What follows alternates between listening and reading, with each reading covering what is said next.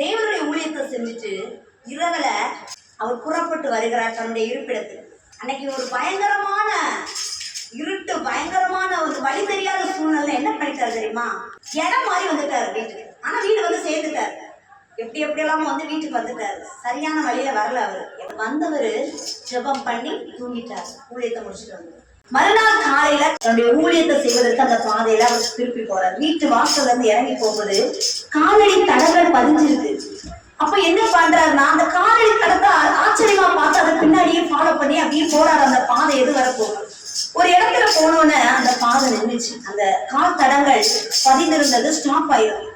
அதுல பார்த்த உடனே ஓடு கட்டி அழுறாரு, கண்ணீர் விடுறாரு, முழங்கால் படியிட்டு, ஆண்டவரே எப்படி இந்த பாதையை நீங்க என்ன நடத்துறீங்கன்னு சொல்லி அழுறாரு. என்னன்னா, அந்த காலடி தடங்களை பதித்து வந்த பகுதியில அவர் காலடியை வச்சு பார்த்திருக்காரு. அது செட் ஆகுது. ஆனா அந்த இடத்துல மட்டும் அதுக்கு ஒரு பள்ளம், அது ஒரு பொதுக்குழி.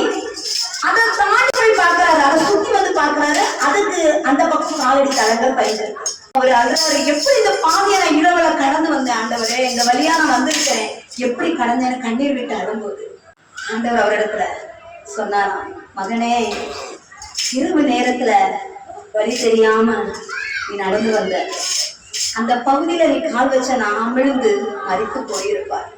அதனால அந்த பகுதியில மட்டும் உன்னை நான் என் தோல்ல சுமந்து வந்தேன். தோல்ல சுமந்து வந்தேன், நீரை அறியாது இருந்தாய். ஹல்லேலூயா. கண்ணீர் விட்டு அழுதாரா? ஏன் தெரியுமா? அந்த பாதை, கடினமான பாதையில கர்த்தர் என்ன சுமந்து வந்தாரு.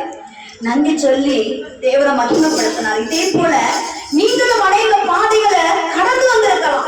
அந்த கடந்து வந்த பாதையில சில பகுதிகளை கடக்க முடியாம தவித்திருப்பீங்க, அழுதிருப்பீங்க. அந்த நேரமெல்லாம் உண்மையாகவே சொல்றேன், நீங்க கடந்து வரல. உங்களுக்கு பலனை கொடுத்து, உங்களுக்கு சுகத்தை கொடுத்து, உங்க குறைவுகளை நிறைவாக்கி, தனிமையில உங்களை தாங்கி அருமையாய் சுமந்து வந்தார். கர்த்தர் ஒருவரே உங்களை நடத்தி இருக்கிறார். கர்த்தர் ஒருவர்